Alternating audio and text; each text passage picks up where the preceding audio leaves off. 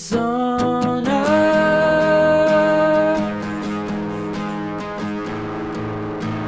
rage on earth. My little world burned itself out. My little world burned itself out. Rave on earth,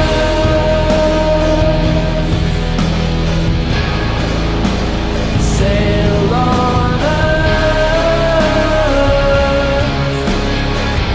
My little world burned itself out. My little world burned itself out. I feel in the earth. I feel the earth. I feel it. I feel the earth.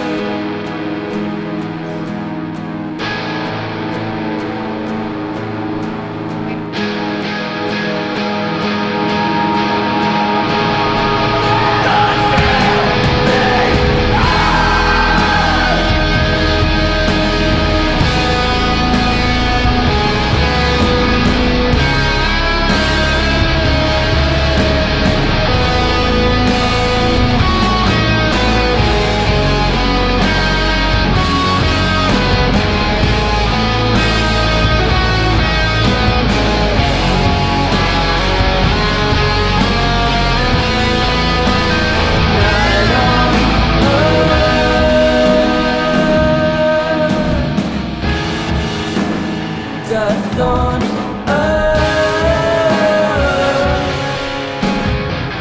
My little world burned itself out. My little world burned itself out. Jumps on earth,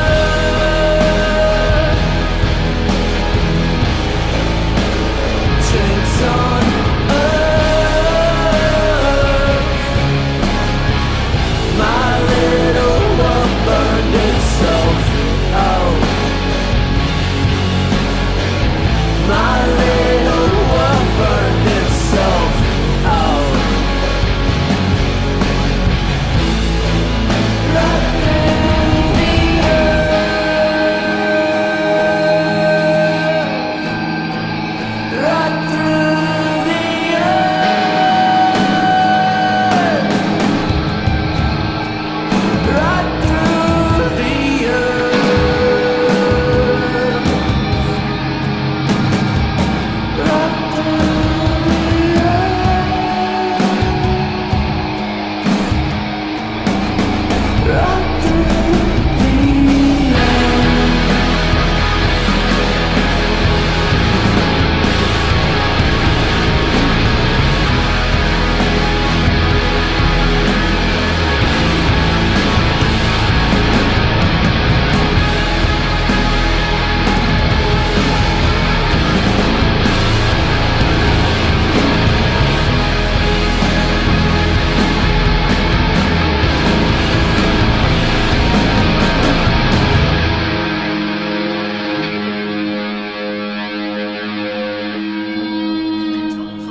Sometime after that, I heard the old black and white TV in the corner snap on, and there it was, the funerals going on.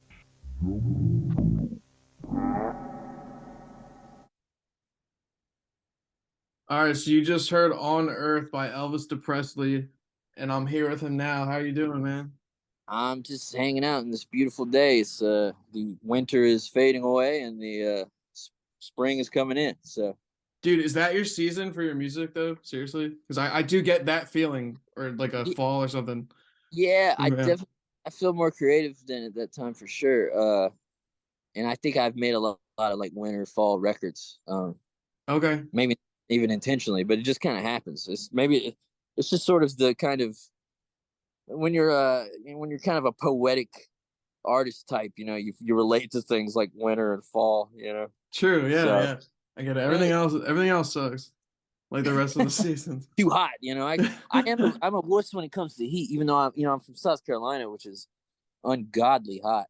uh I hate it. I can't stand it. Okay. Yeah, I'm the same way, man. I can't function in heat. They Mm. can have it back, whoever gave it to us. But so you ask a universal question on this album that many people wondering, but they don't realize they're wondering it, and that is who owns the graveyard. Yeah, it Yeah. is sort of yeah, because on its surface level, it's an interesting question because I really don't know. You know what I mean? Like, Yeah. and that's sort of like the initial step. I love like graveyards, always have. Just hanging out there since I was a kid, little kid. My mom was into it. My mom was kind of gothy, Really? Yeah, she was. Oh wow. My mom was sort of an indie rock type. Very cool. When she was hit when Kurt Cobain died. I remember that day very vividly because my mom was like wearing like a white dress and like crying and had like 100 candles lit in the house, like Wow. as a memorial because she loved Nirvana. I Oh was man. actually scared of Kurt Cobain when I was a child. Really? I mean, I Yeah, could see that. it was like the videos were always kind of creepy, and he would like yell, and it was just scared me as a kid. But I I get appreciate it that. now. Yeah. But yeah, Anorexorcist scared me when I was oh a yeah, dude. I was like, what is happening here? That's that wild. That's really cool that your parents are like yeah. into My that my stuff. Yeah. mom was really hip. She's an artist and a poet and stuff, and that was always cool.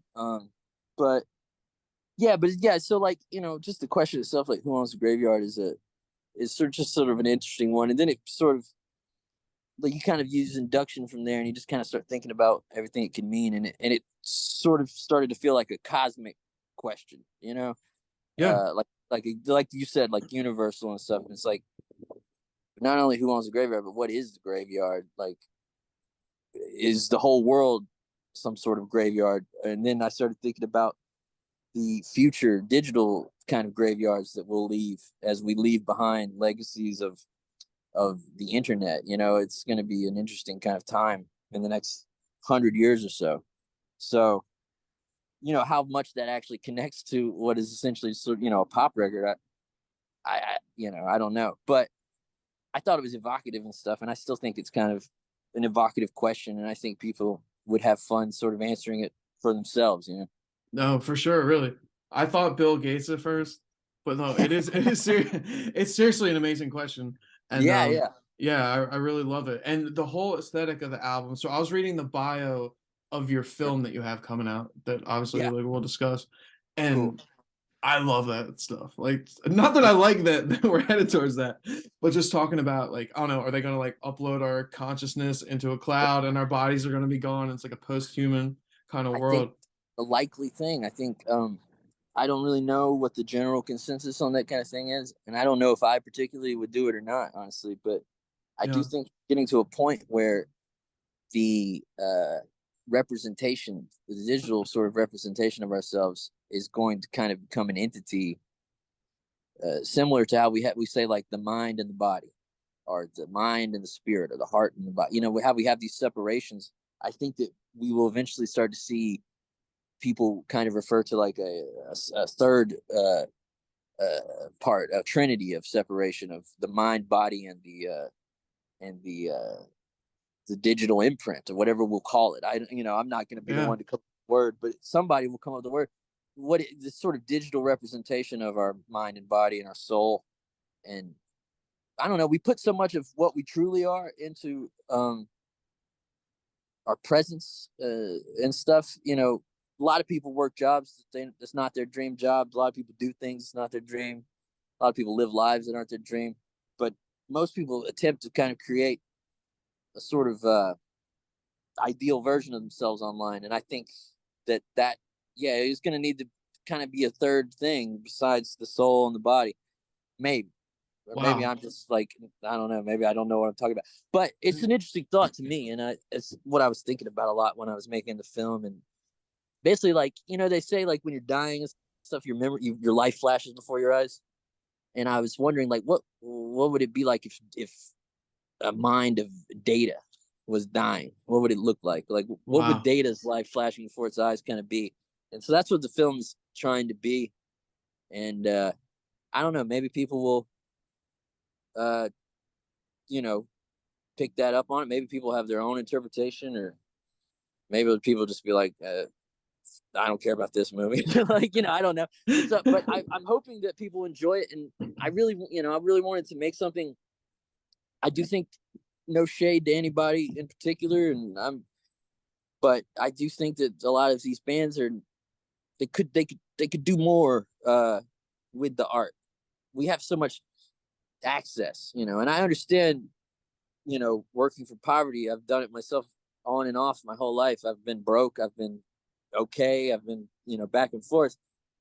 But you really can. You can push yourself. And I think a lot of people aren't trying. So I wanted to push myself, and I thought maybe I could make like a feature-length film, and I did. I did it on my phone. I made it all on my phone. You know? What? That was on your phone?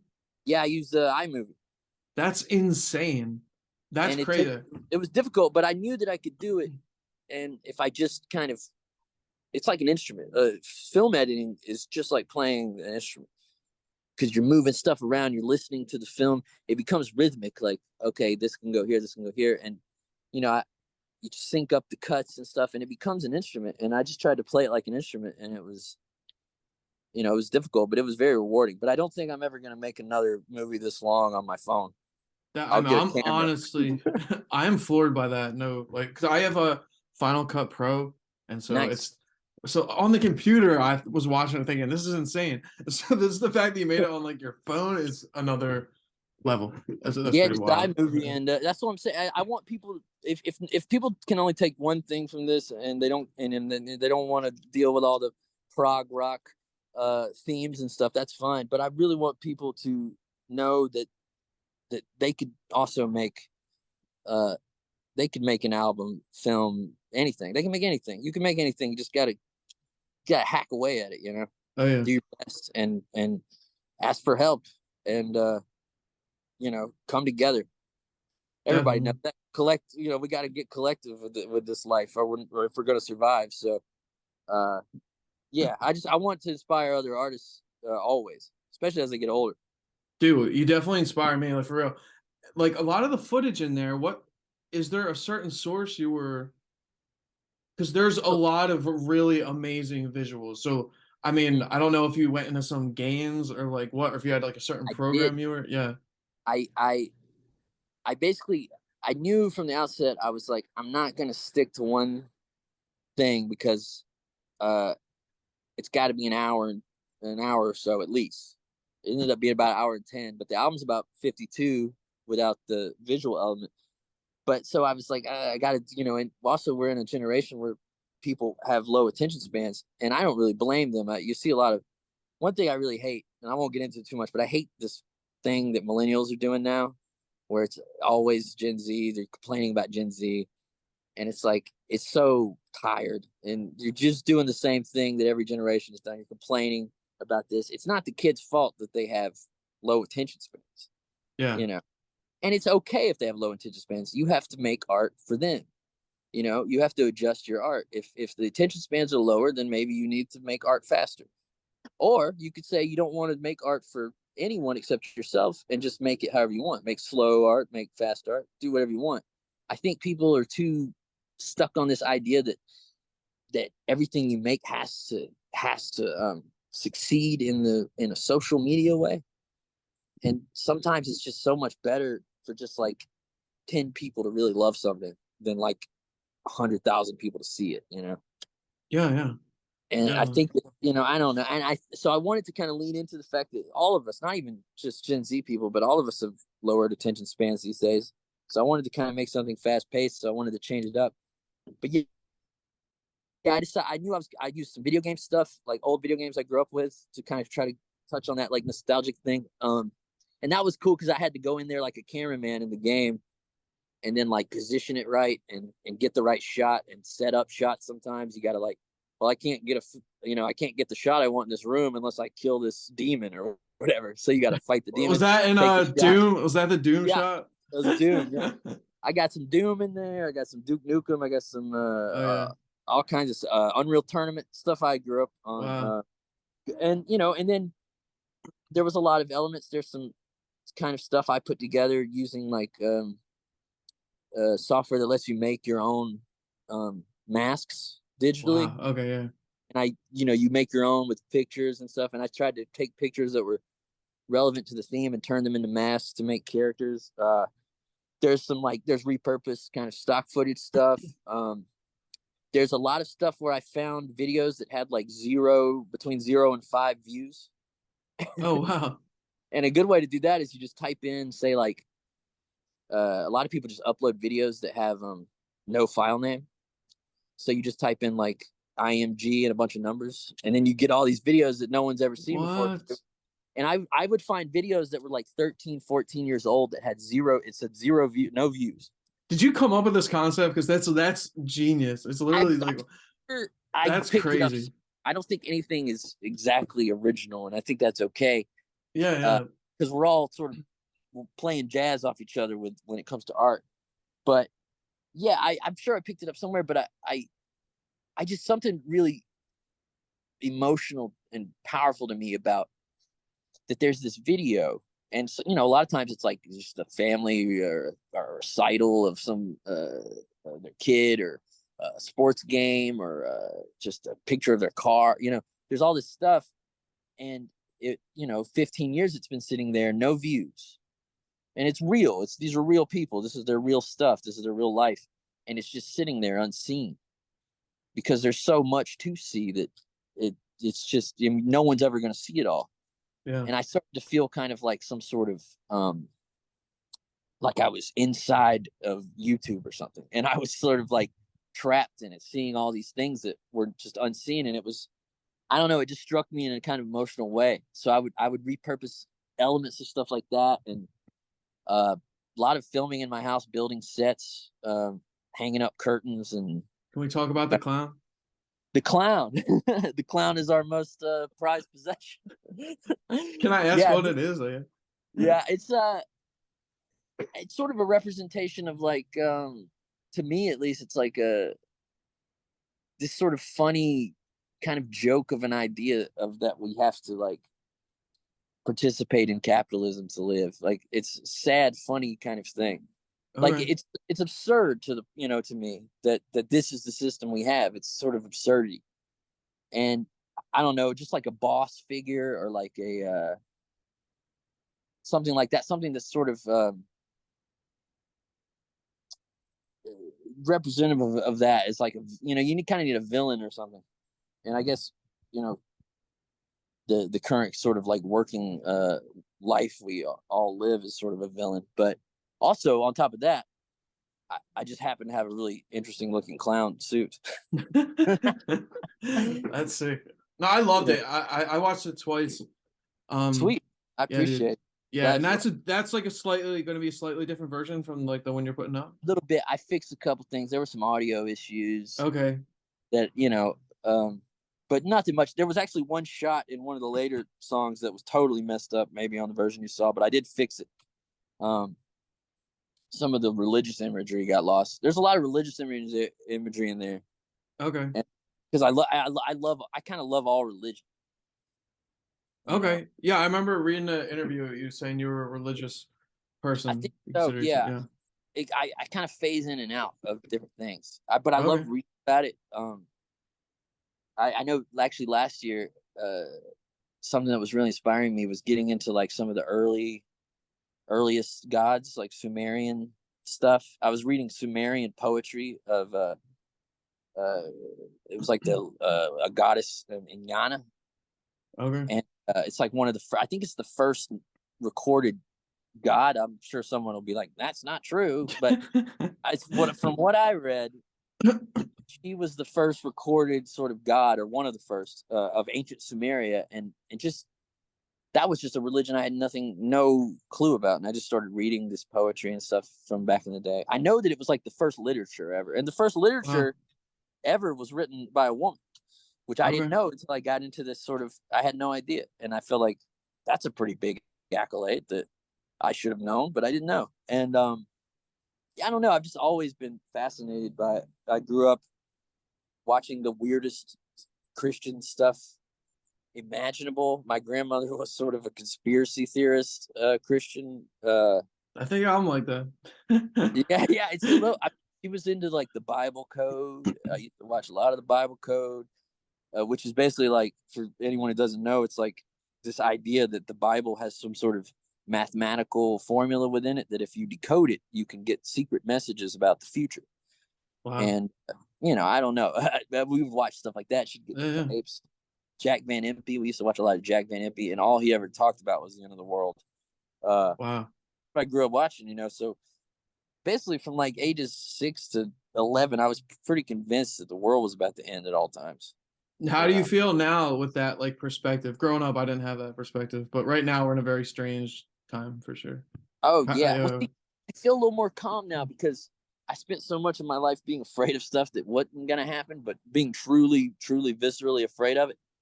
That almost, it's just, I don't know. I kind of get detached. I kind of disassociate or something. true. Yeah.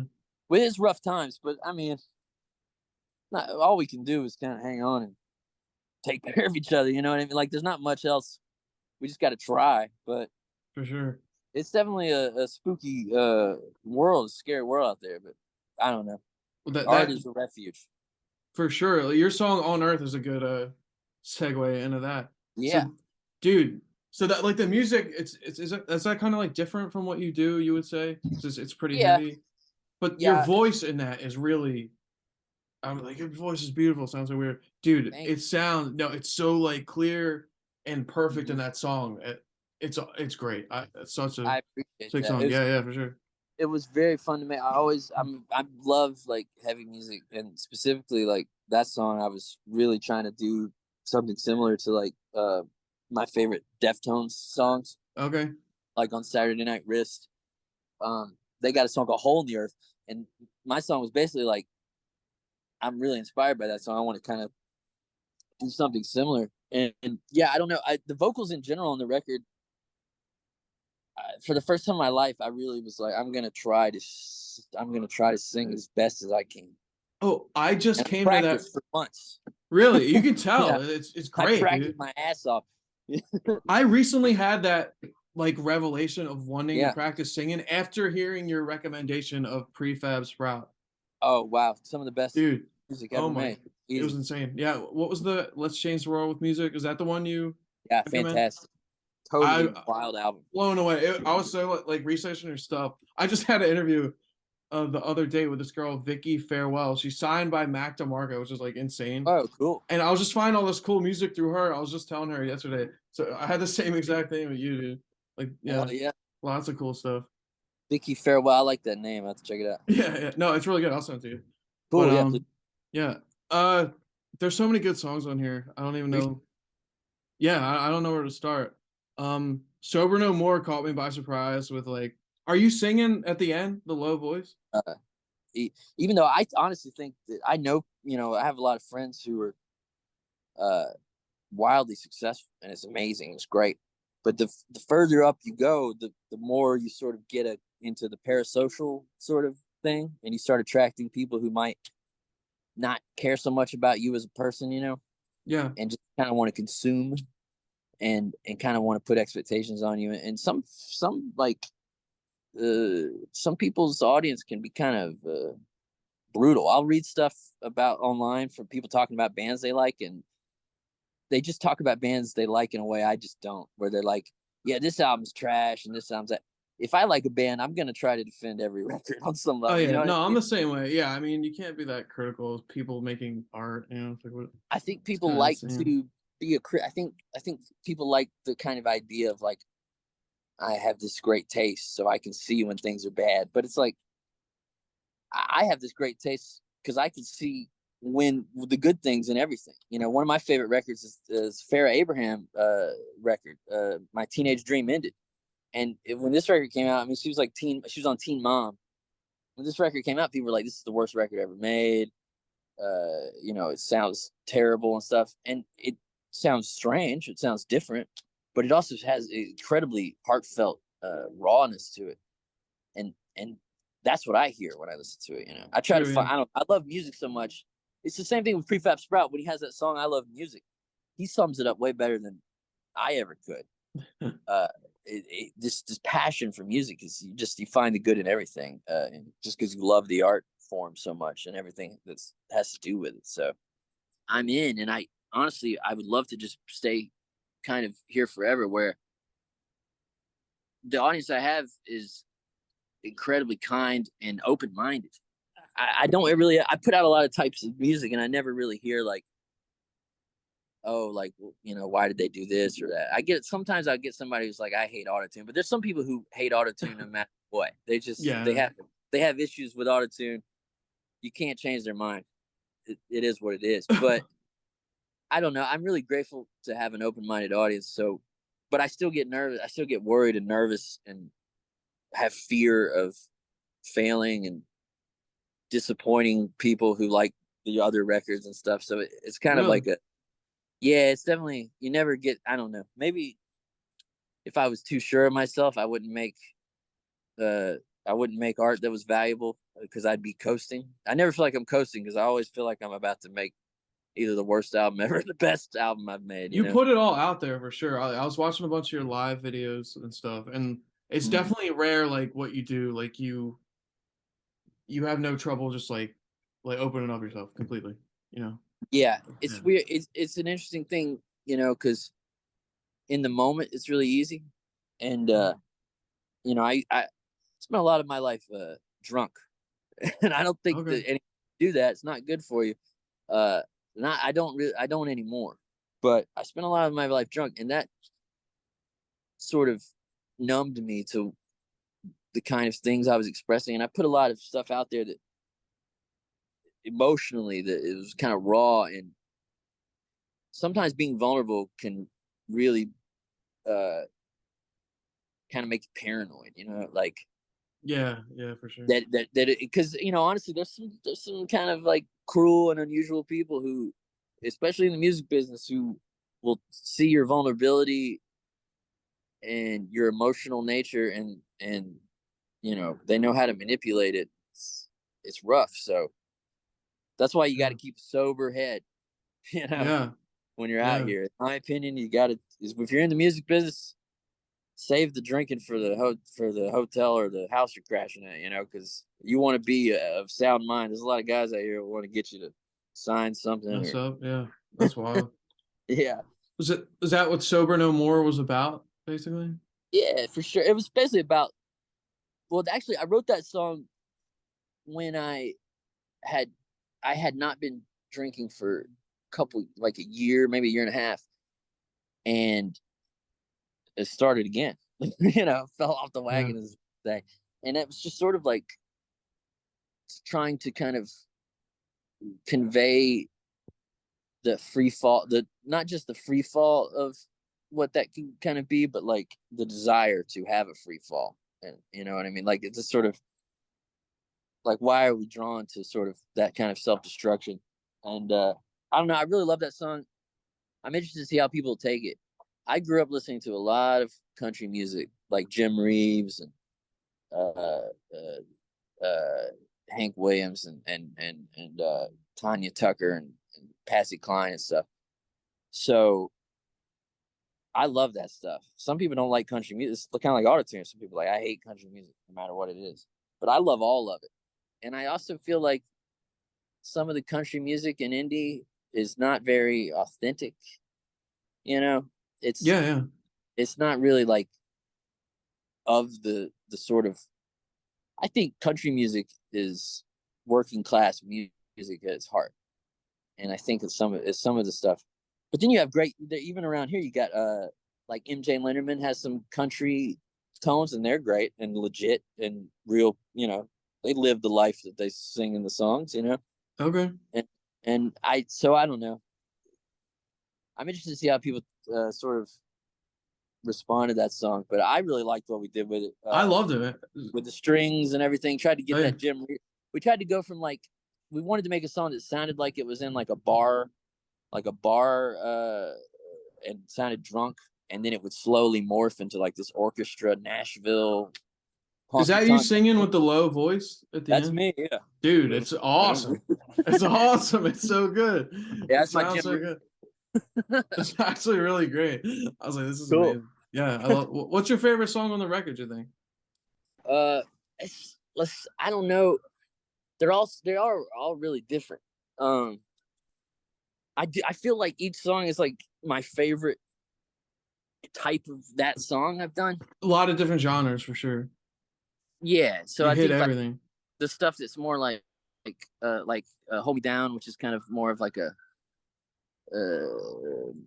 my attempt at sort of like a pop song, would be like my favorite pop song Yeah, I've. I was watching a live video and people were like, let's hear the lyrics. Like, you can't not agree. You know what I mean? Yeah, I feel like I captured a sentiment that everyone feels at this moment. There's a lot of people disillusioned with the thing. I dropped out of school, but I support everyone else who goes to school. I think it's a nice thing to do for yourself.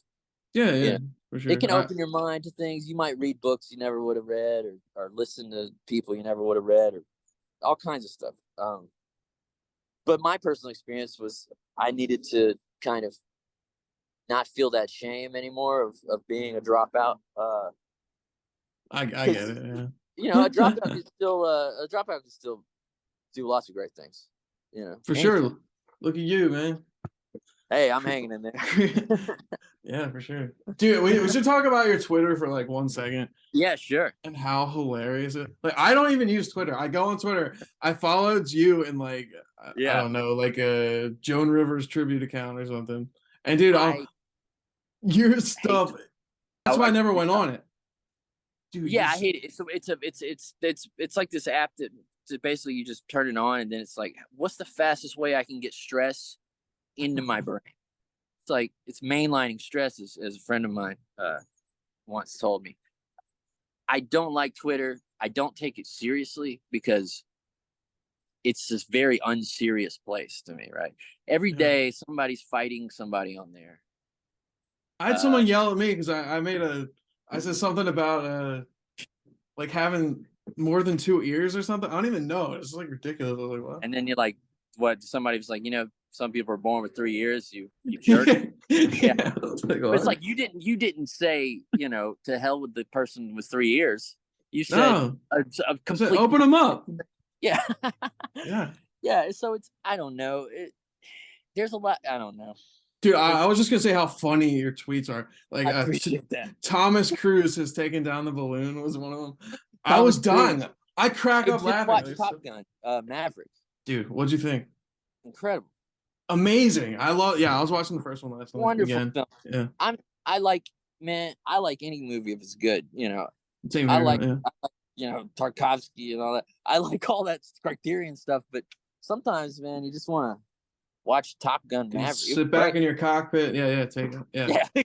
Yeah, you feel like you're in the plane. I was on the edge of my seat. I love Tom Cruise, and I'm an unapologetic Tom Cruise fan. I think he's one of the greatest actors ever to live. I think he's fantastic. I don't know. No, I totally agree. I love watching the videos of him with the movie.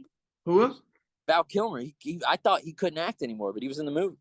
I know. I thought he was Val killed. No, but he's still alive, dude. He's hanging in. I didn't know he actually had an issue, which was horrible. He had issues, and I thought that he would never be able to talk again. Because he made like a really fantastic. I haven't seen the whole thing, but he made a really fantastic documentary about his life. I forget the name, but it's the only documentary about Val Kilmer, directed by Val Kilmer, that I know. So it should be easy to find. That's pretty wild. I remember. But what I saw was fantastic. I remember people saying he was more Jim Morrison than Jim Morrison. Yeah, right? He was great as Jim Morrison. Yeah, that was crazy. I was a big Doors fan when I was in middle school. Dude, same. Love the Doors. Yeah, I had a book. I'd sit there and I don't know. Oh, you read No One Here Gets Out Alive? Of course. Biography? That's a great book. Wonderful book. It was awesome. Man. Really influential on me. It's like, whoa, whoa, he's a rock star. It's like when you're 12, it's like the coolest kind of thing, For sure. Yeah, without a doubt. Yeah. I did the same with the Nirvana. Like, they had the Kurt Cobain notebook. I was like, I'm gonna make a Kurt Cobain notebook.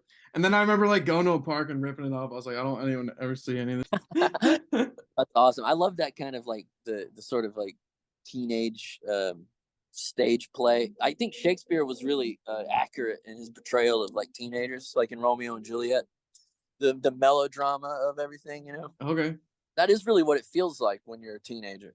Everything feels so intense, you know. So Yeah, and real. and real, yeah. It's And weird is, how. yeah. Yeah. So back to your album. I'm sorry, I keep pulling away Sure. from it, dude. Hey man, I'll take you on all kinds of tangents. I'm No, yo, I love talking. a It's great. rambler. What? Let's see. What album? What song am I going to talk about? Can you tell me about Piper? Was Piper the one in the beginning of the movie with the snow part? That would Say Hi, where because it's TV static and snow, and you know they used to call TV static snow. Okay. I don't even know. Does the young people even know what TV static is? Yeah, that's a good point. I don't know. There's gonna be scenes in the movie if like a kid's watching and they see that like phone, they're gonna be like, "What is that?" No, I meant when you're on like a hill. There's like people on a hill, like a skiing or something, maybe. Oh yeah. Okay. Yeah. There's like they're skiing. Yeah, and they're like two. They look like lost souls to me. Dude, it was beautiful. It's so beautiful. I love that visual. Thank you. Yeah. What was Piper about? Just really, it's just about like those early 20s, you know, that kind of magic feeling of I don't know. There's a lot of times in my life, especially in my 20s, there would just be a moment at some point, and it was never anything like major. It was never like something crazy going on, but you'd just be kind of sitting with some people you like, you know, it would be kind of nice out, and you just kind of I would, at least I just sit and think to myself, like, I'm going to remember this moment, this specific innocuous moment forever. It's touching me deeply somewhere, and it's sort of embedding it. I could feel it, the memory sort of embedding into myself. And I just kind of wanted to like write a song about what that felt like when love was enough, you know, because when you're young and you're idealistic, you're like, all you need is, you know, it's like the Beatles, all you need is love. And maybe all you do need is love. I don't know. But love has not always been enough in my case. But I don't know, I just wanted to kind of capture like that feeling of fleeting, youthful, just peace and bliss and love and all that stuff, you know. Okay, it hits hard, then definitely. I'm glad. I really, the scenes I describe, a lot of them, some of them are like, you know, romanticized kind of like short story in my mind of characters. Like Piper is just a character. I just like the name. Okay. It made me think of Pink Floyd, you know, Piper at the Gates of Dawn or something. Okay. And I just thought it was a neat name, and just I had this vision in my mind about like two people reminiscing about young love and parties and yeah, dude. So yeah, your album's crazy good. I was reading about how you say you always try to make your newest one like the best. I personally think this is like, I love it like the most out of like the stuff I heard, and I do love. Yeah, I was a real big fan of a Depressedelica, if I'm even pronouncing it right. Yeah, that's great. Yeah, you're 2 for 2 on pronunciations that people get wrong a lot. That's good. Cool. You know how many times I've been called Matthew Cochran? Really? Too many. Really, dude. All respect to Johnny Cochran, not the same last name. Great lawyer, but not not the same last name. But you know. But yeah, Depressedelica. I'm glad you know. I feel like that record didn't really get as far as it should have. Maybe I think there were some really great songs on there that kind of overlooked. But I don't know. If I hadn't made that one, I couldn't have made this one. Everything's a step, you know. There's a response song on here, correct? There's a couple things about that are responding to sort of. I don't know. I've had people, you know, spread terrible rumors, lies, libel, whatever. It's, you know, it's just. Well, I don't know. We don't have to get into it much, but fortunately, in this scene, you come across like there's a lot of sociopaths out there. And it took the words out of my mouth. When you, it's the unfortunate thing about people that are suffering from severe narcissism is they they will do anything to kind of get their way. And if you tell them, you know, if you kind of try to call them out privately, they're gonna try to make a scene and try to drag everybody else down into the mud with them. Oh, And wow. that's just unfortunate. But you know, I'm okay with all that. You know, just kind of like in the song, like I say, I will not be controlled. I believe my soul, you know, and that's just how I feel. I know who I am. The people in my life know who I am. The people who used to be in the bands of people who have said false things about me know who I am and are still my friends.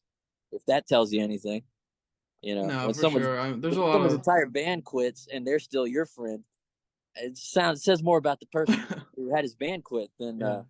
I but you really know, I'm sorry, I didn't mean that drama. My bad. Like I no, really no, it's at all. I meant a response to a song from your last album. oh, absolutely. Yeah. Yeah. And that's the same. It's actually, it's funny because it's the same song because Okay. that song also, that song sort of touches on, because that record came out in such a tumultuous time in my life. I mean, I was truly suffering. And there's, you know, I'm just, look, I'm just at this point in my life, I'll be honest about anything. I'll say anything. I just tell the truth about my experience. And my old label, they, they gave me bad advice. They exploited me in a very delicate situation. I had a delicate situation with my mental health, that required me to go take some time away that I chose for myself. And then, unfortunately, my old label, felt like it was something they needed to tell other people, and they spread a lot of that around. And then when that kind of news gets into the ears of someone who's sort of malicious and you know, They hop on it. they can hop on it, and then they take advantage of that. If they know you're in the mental hospital, they know they can get Jesus online and Christ. say anything, and you can't defend yourself.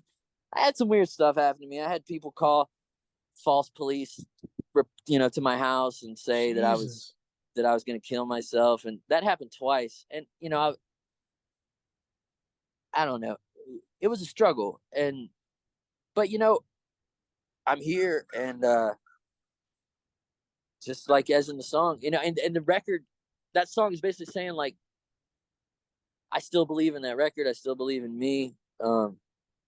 Sometimes you strike out, uh, and it's, you know, it's just kind of the circumstance of things. You have a art project that doesn't go that well because of your life's a mess, and you know, that's just one of those things. I'm in a much better place now. I'm You seem extremely. great, dude. Yeah. I'm chilling. I'm not even drinking, or not. I'm just hanging. You know, I'm getting older, and the hangovers aren't worth it, and life is extremely beautiful in small moments. For sure. And I don't know. I have incredible, awesome people that listen to my music. I love so much, in the deepest part of my spirit, the people that write me and just say that the music mattered to them in any way. That's such a gift. And I'm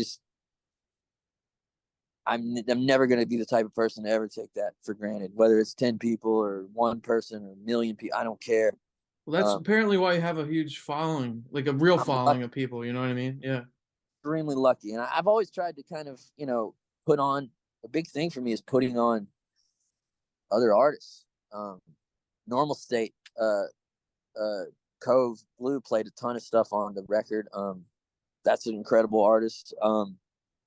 Bunch of Who's the keyboards. artist? I'm sorry, I like skip for a second. Normal State Okay. is a Covaline Blues project. Normal State. They sing on the record and play keyboards and stuff. Frank Moraldo of the band Knights, Niights of Cleveland, Okay. produced the album. Played some incredible guitar on there. Some of the solos are mine. You can tell which solos are mine and which are his. His are very good, and mine are very all over the place.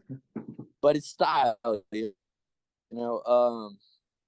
I've always tried to put other artists on in my life, and I kind of have a knack for this. I know when something is going to be big. I remember when I first heard Alex G in 2012 or 2011 or something. I knew in my soul. I used to write. I used to send. It was either Rules, that record, or oh yeah. So I think Yeah. it was the Rules album, but I sent it. I sent it to so many music writers. And I was like, why aren't you writing about this record? You guys are so behind. You're a bunch of idiots. You know, I was not nice about it, but I was Yeah, yeah. passionate. I was passionate because I truly believed that, and I believe to this day that, you know, Alex is the greatest rock and roll songwriter alive. I think he's the best. Dude, Yeah, he's I always incredible. thought he was since the first time I heard Race, that record. I mean, it You changed my know, life. Greg Goldstein, right? Yeah, Yeah. yeah, So I'm good friends with Greg, cool. and How's yeah, he doing? great. He's like a comedian. He just put That's out awesome. music that's insane. It's amazing. Yeah, he's Actually, always been funny. if you heard his music that he just put out, it's great. I need to check. I will check it out because I need to Greg's catch been like up. in the background, like perfecting his Yeah. craft for years, and like you putting on people. Mm-hmm. 100. Like No, he's been yeah, super supportive of me. Like not many people cool. are, and he's the best, man. I'll send you his song though. It's so good. Please do, because you know, you get older and you start to forget, and a lot of times these days I'll be like, I'll have to hit up a friend, like, you put an album out, and they're like, yeah, 2 months ago. I'm like, why didn't you tell me? I don't know. We're all old. All these indie rockers are aging now. We forget when we put our records out, but I He don't was know. It's on. important. Oh yeah, he was on Alex G. Wait, like those years you were saying. I like Yeah, we were in college here, and he's telling me Alex G. You gotta check out Alex G. He would not stop talking about him 24/7 to everybody. that's You know how what I it. mean? That's how it hit certain people. Oh yeah, Back when those records dropped, it was a massive thing. I mean, there was some great stuff going on. We had a really, for a moment, a lot of myself and Greg, people like Greg and Alex and all sorts of people in that Pill Friends, my good friends in that band. There was a moment where we really had sort of a really good chance to kind of show the world like what we thought rock music should be, or indie music should be. And I don't know, when I saw Alex playing on the TV, I was just the happiest tears in forever. I mean, it was like, to me, it was not just like, here's my friend, or several of my friends on, you know, on TV. That's cool. It was just, it really felt like a justification of like, I was right. I knew this was the wave, and when people weren't listening, I was still right. I was right. I wasn't a fool to be so crazy. I wasn't like, you know, I was doing the same thing. Every person I know, I was, you know, preaching the gospel, but it mattered, and it was worth it. And it's going to be forever now. You know, yeah. that's forever music. That whole, I don't know. Like you're I in think, there too, though, dude. Like I don't. That's, yeah, you're aware of that, I'm sure. You know, yeah, without a doubt. I kind of like, I like The View from Here. The View from Here is great. I love it. The View from Here is so great. I don't have to meet Jimmy Fallon. No offense to Jimmy Fallon. Not, I don't think he's That's that funny. But I get that. There's a whole lot of laughing there that's questionable. It's okay. What are you gonna do? yeah. No, it's cool. I don't know. There's It's a long way to go. I freezing. think there's life in all this music for a long time. Oh yeah, without a doubt. How'd you meet it? Like, how'd you hear his record for the first time? Or I seriously think that it was either, there's two possibilities. It's hard to remember. But I either my friend Rachel Levy she's awesome too. Yeah. showed me. She's great, one of the greatest all-time songwriters. Either she showed me, or I used to do this thing, and I don't do as much anymore, but I used to do it all the time, pretty much every day. I'd go on Bandcamp and I'd go to the artist index that shows like every album like as it's released live, and you could just refresh it, and I would just see albums as they were being dropped live, and I would just pick the ones that had the cool album art. And I could have been that could have been the way I found it too. Back then I was digging so much all the time. I mean, I found like Wow. Katie Day. I found Katie Day's music because she just been reblogging a bunch of my Tumblr posts, and I was like, who is this? And I clicked on her page, and it was like the song on there. It was one of the best songs I've ever heard in my life. Wow. I need And to then listen to you her. know, She randomly followed me on Instagram not too long ago. What That's do you cool. recommend by her? I think she's just like following people so like they check out Any her of the music. records, really, honestly. I Okay. mean, it's a very unique and particular sound. I don't Okay. know. I'm happy for, I'm so happy that I was able to be there to see so many like artists' first steps. I mean, like Nicole Donganger has one of the greatest albums of this year by far, and Who's that? maybe Nicole Donganger, one of the Okay. best albums of the year. I went on tour with her and her band several years, 2016 maybe or something, and Okay. fantastic stuff. I got to see them when they were first starting. It's great. It's like, it's, as for a music fan like myself, Yeah. it's the greatest thing in the world. I can say I was there at You're that good show. friends with Scotty, right? Shelf Life. He messaged me and Yeah, before talking. Okay. I love Scott. He's an old school wrestling fan like me. We've both been wrestling fans since we were like 5. So Okay. we have lots of long conversations where we do Bret Hart impressions to each other and stuff. That's awesome. He's Greg. a great guy. Oh yeah, for sure. His music's crazy too. He put up a post the other day. He's like, my last album was a dud. I was like, dude, your last album was amazing. I'll he'll be happy to hear that, because I don't know, we all as artists get down on ourselves. There's days where I literally feel like the worst at everything. I just Really? I'm like, why do I even do this? And that's the moment you got to sit down, walk away, go play some Castlevania or something. Dude, which one? I mean, I'm a Symphony of the Night person For sure. myself. Yeah, it's without a perfect. doubt. It's a perfect game. It really is. The music, come on. Oh yeah, it's great. Yeah. I totally feel that way. I put out like 40 albums, and it's just like, Gotta send me the stuff. I want to hear it. no, yeah, for sure. But it's just like when it feels like stuff isn't connecting with people, it's so hard. Like, did you have that a lot? Because your music is like a direct, like, heart to like another person. It's like you know what I mean? Like a fishing line almost. Like you're Cool. you're I hitting dig the people fish. without I a love doubt. fishing. Okay, awesome, Fishing good. analogies are great. I dig it. Yeah. I mean, those first 4 or 5 years of when I was doing Coma Cinema was my only project. It was very hard. I couldn't sing, which is true. I couldn't sing, but I did try. And the local bands, they hated me. They Really? They just did. They didn't like me. They thought I was pretentious, and I was pretentious. But sometimes pretentious can lead you to experimentation you wouldn't have done if you weren't pretentious. You know what I mean? Like, you might get a wild hair of I an believe idea. that. So I mean, look at some of the greatest. Like, I mean, Pink Floyd. Those guys are all pretentious as hell. They made some great records. You know, but it's not necessarily a bad thing to sort of, when you're young. Everybody is a little bit of a pretender when they're young. It's okay. But I didn't feel at home in the scene. I didn't feel, and then later on in the internet, I didn't feel at home there either. I didn't, like a record like Hollow Pleasures, by Elvis Presley is like millions and millions and millions of streams. I was just looking at that. Never been Really? reviewed by anyone. Never got any press when it came out. It was just a total Tumblr thing. Hold on. You're freezing So pretty you never bad. know. I mean, you just never know what's going to happen. How old were you? How old were you when that hit off? Let's see, 2013, I was mid-20s. I can't do math. That's why I'm a musician. You're good. Don't worry about it. I don't play math rock. Yeah,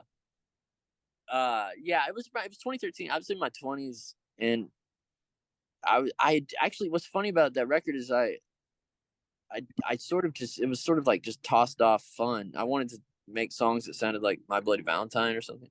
Okay. And at that time, My Bloody Valentine had been gone for 20 years, and I didn't think they were coming back. But then, of course, I try to do my tribute record, and then they come back that year, and The I'm like, Blue Kevin album? Shields, what are you doing? With the blue one? Love that record. Yeah, great record. But That's awesome. I was like, come on, the 1 year I picked to do some kind of shoegaze thing, but now everybody's doing shoegaze. Shoegaze is like the new du jour. It's like the soup du jour, you know. Shoegaze du jour. I tried to do shoegaze, man. It's just so hard to like produce if like you're not in like a studio. I feel honestly that stuff is tough. It's intricate. I think the thing that every band that tries to do shoegaze and fails, I think the main element that they're missing is the androgyny of it. Like if you listen to My Bloody Valentine, it's a very masculine, feminine, like not adhering to a binary kind of sound. And it's very like is those two voices, the way they connect, it's just a very like one being kind of voice. I think a lot of shoegaze misses that element of it.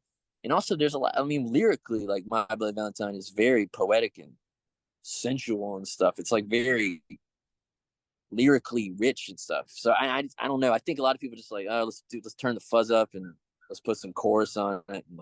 I think you're 100% right. That's what I'm doing wrong. Definitely.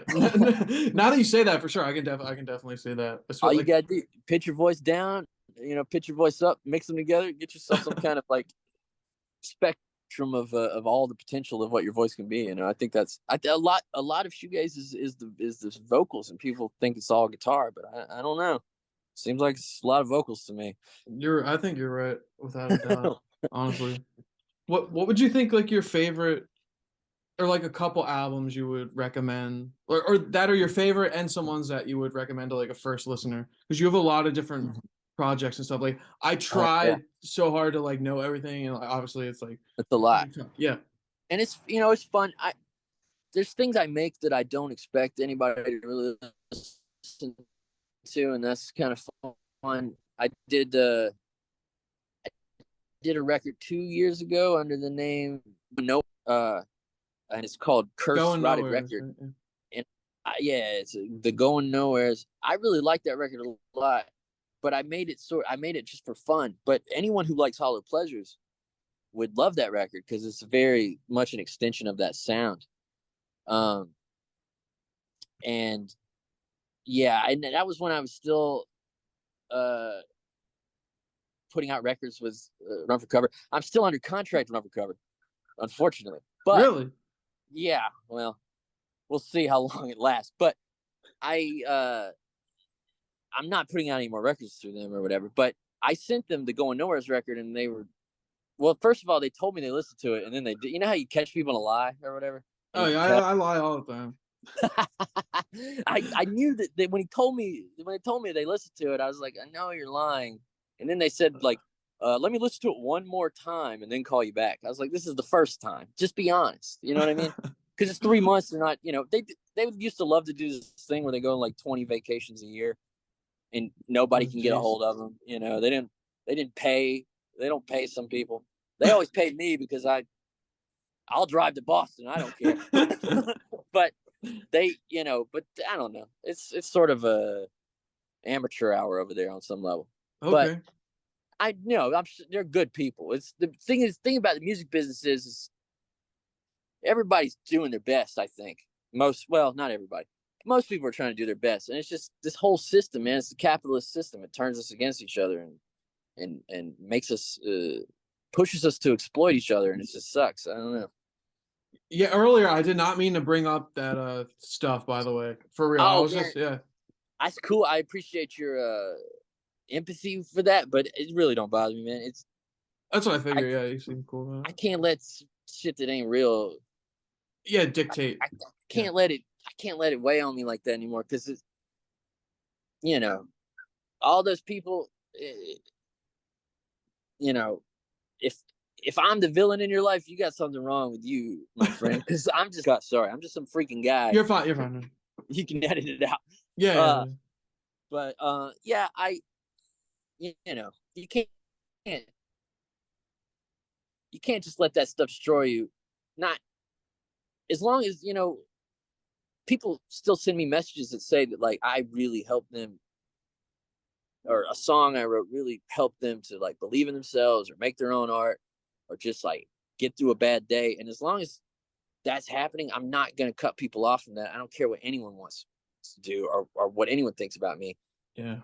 That person wants the art, needs the art, they should.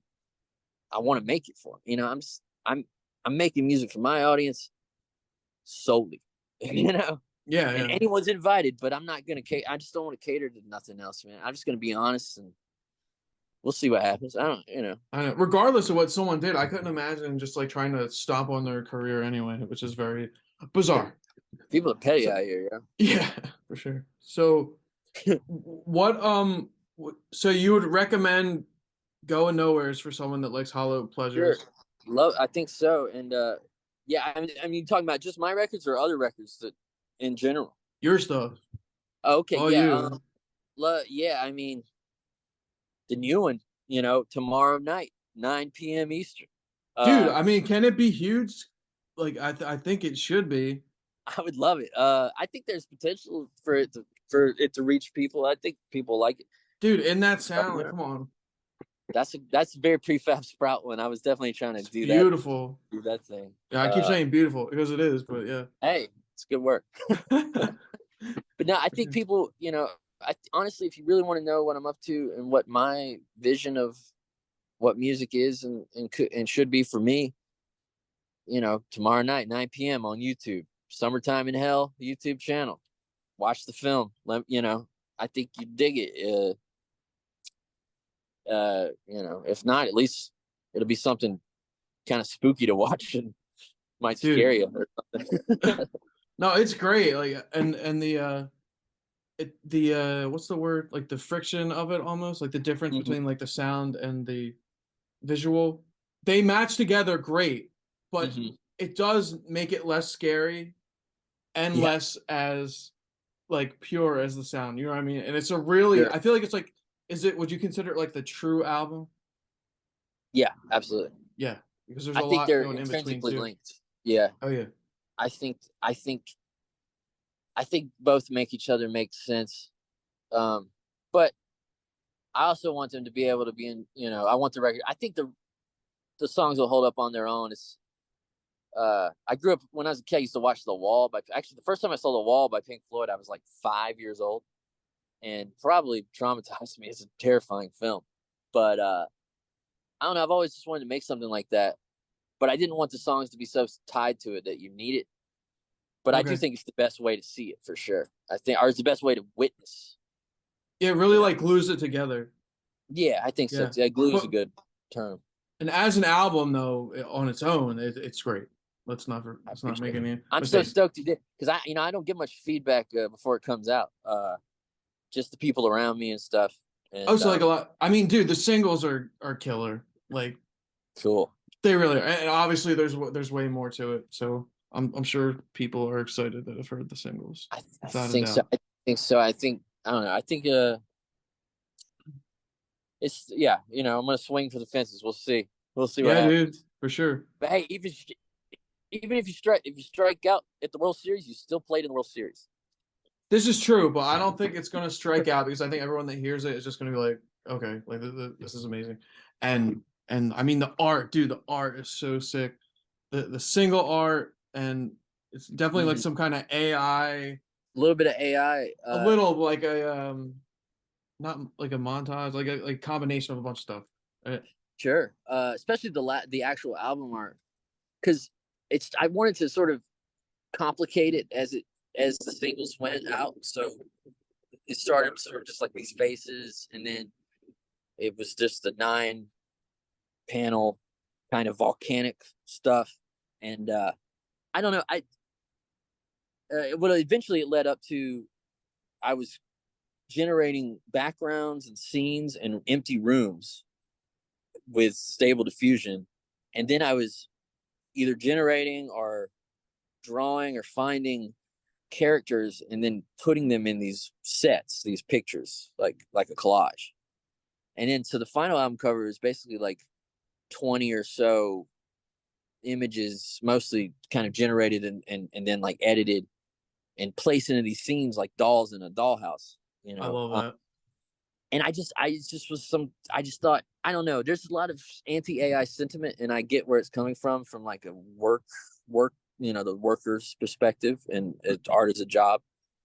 But I truly don't think that it's a threat to human art. I think some of the artists are a little bit maybe on Twitter too much and maybe seeing too much negativity, because AI cannot replace the human spirit. AI is a tool, and I think it's a very magical tool. When I can type in, Fred Savage with his hair on fire, in a peering through a sewer grate, while 7 big birds march over the sewer grate, eating lasagna out of a cereal bowl, and I can get like something close to that. My wacky free associative thought that I can sort of get something close to that. How is that not an incredible tool? Yeah. So it's all how you use it. It's like auto tune. It's like guitar effects. Everything. It can either be corny or it can be great. Yeah, it's up to you. It's awesome. Like, there's a lot more opportunity for creativity, like you're saying, without It's a doubt. utilitarian. There's a lot of people who can't draw but have great ideas. For sure. Yeah. Let's help them out too. Everybody should be able to contribute. If you got all it should take is an idea. In my belief, all it should take is an idea and true passion, and you should be able to do your art. I guess we're headed there then, right? I hope so. Pretty much, yeah. That's wild. Are you a Twin Peaks fan? Love it. Love David Lynch. Big time. For sure. So I definitely get some of that. Yours is more terrifying. Yeah. Without a doubt. Wow, that's cool. Yeah. I mean, honestly, anybody who's into the kind of eerie or dreamlike films and stuff, you're probably gonna like David Lynch. I mean, he's sort of at least kind of perfected a style pioneered by like Fellini or something. Like he really kind of honed it into something that was pop. It was like a pop nightmare kind of thing, and I really love that. I love Twin Peaks. I think The Return's like one of the greatest things. I was gonna say season 3. I'm like a huge fan. Oh my god, massively incredible. Good. I love Inland Empire. Inland Empire was a big inspiration for my movie. I was thinking of it, but I didn't watch it yet because it looks digital. Too terrifying. Yeah. It's pretty scary. It's cool, but I mean, Laura Dern is like, she's phenomenal. Everything she's in is incredible. But that movie, Trash Humpers by Harmony Korine, was a big influence. My friend was just sending me stuff. I'm not like a big film person, so I definitely need to like check out some of that stuff. It's a cool world. That's the cool thing about movies and stuff is there's something for everybody, Begotten was another one, a film called Begotten. It was very experimental. Black and white film was a huge influence on the Graveyard movie, but I don't know. I've always liked making videos and stuff. That's going to be a big thing for me going forward. I'm going to make a lot more video stuff. I'm going to really get out there and try to do some really strange. I watched an older video you did. I wrote it down. I can't remember. Was it Trust with the fireworks? Yeah. My friend Cove, in that Normal State band, they helped me with that video. They filmed a lot for that, but that was just a very. It ended up being cooler than. It's really cool. Yeah, I know, because it's mostly just backyard and stuff, but it was like it's all about creating an atmosphere and a feeling, an emotional feeling. I think with what you show, because pictures hit the soul really fast. It's the eyes to the brain. So yeah, that was a cool video. I forgot about that. I've only that video, and then way back in 2009, I made a video for the first Coma Cinema album for a song called Flower Pills. I think I watched that one too. It was so stressful making that video. I said I'd never make another video again. Really? Now you made movies on your phone. Now I'm making movies on the phone. I put my Sisyphean. But hey, anybody can do it. If I can do it, I can barely text. If I can do it, you can do it. Anybody can do it. So I guess we'll end. I don't want to hold you too much longer. So like, if we'll end on you giving advice. Yeah, absolutely. For people, like indie musicians, you're someone that has a music career. Like you were sharing your streams the other day. It's insane. Like clearly you have more than like it's not totally insane. I'm just some redneck dummy from South Carolina, and dude, I'm grateful. I'm just grateful. It's just I don't know. My soul sees the beauty in their soul, and vice versa, and I feel like we're all just sort of like creating the art together on some level, because I couldn't do it without people. You're an appreciator of people. Yeah, truly independent music is hard to find these days, and whether or not my records are good. They are truly independent. Same goes for like ICP, you know, like like people want to hate them, but hey, they did their own thing, you know. It's a hustle out here. But I don't know. To me, the best advice for anyone that wants to do music and stuff is like to listen to everything. Don't have genre limitations in your mind. Don't say I don't like metal or I don't like this or that, because you will find something you like. One time, I didn't really listen to much metal until I was like 19. I spent a year listening to nothing but like Wolves in the Throne Room and like that, and it was like I fell in. It finally clicked. You know, keep an open mind. Write all the time. Read all the time. Read anything. It doesn't have to be some, you know, hipster book or anything. Just read Tom Clancy. I don't care. Read anything. You know what I mean? Pilkey, yeah. Just if you read stuff that's like it does something. It does the same thing in your mind as writing does when you're reading, in my opinion.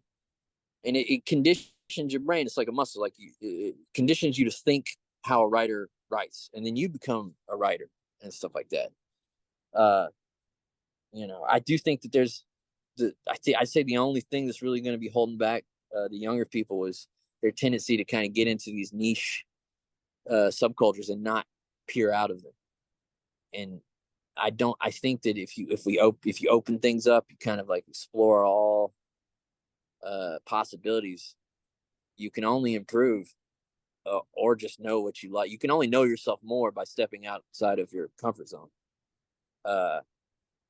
And you know, I'd like to see more people do that. I want to see more experiments. I want to see more weird stuff. I want to see more like breaking the rules. I feel like that was something people my age were supposed to do, and then they sort of all just started making like beach garage rock, you know, like we had an opportunity here, and then we started pretending it was 1968 or something, and that's fine too, but there's something else on the horizon, I believe. And I don't know, just don't sign a record deal, really. Do it yourself. Okay. And don't ever sell your publishing. Never. Don't give anyone your publishing, no matter what. Okay. Unless they're going to kill you, and that's the only way out. That's it. Because it's not going to pay off. Save that thing. And also, I'm selling my publishing for $500,000 if anyone wants to make me an offer. I'm here. I'm here for it. Ready to do business. Dude, for sure. I need some more change. Dude, you do need more. They look good. You look great. Thanks. Yeah. Awesome, dude. Yeah, dude. For sure.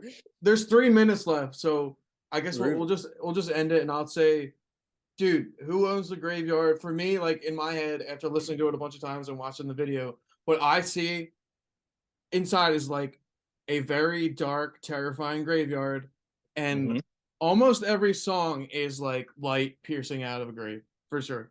And dig it. That's what I get when I was listening to the whole thing. I love it. I got chills thinking about it. That's great. Well, it's a great album. It's a great album, man. Yeah. I love it, but thank you for gassing me up, man. I was just being honest. Yeah. Hey, hell yeah, that's beautiful. It keeps me going, you know. And I guess I should also say 91.5 WDBK. This is Elvis Presley, and you're listening to the greatest radio station in all of the Northeast. That's right. Keep on tuning in and tuning out and rocking on. Thank you. Love it, dude. So what are you doing sitting home listening to this record? So what are you doing sitting home listening to this record? So what are you...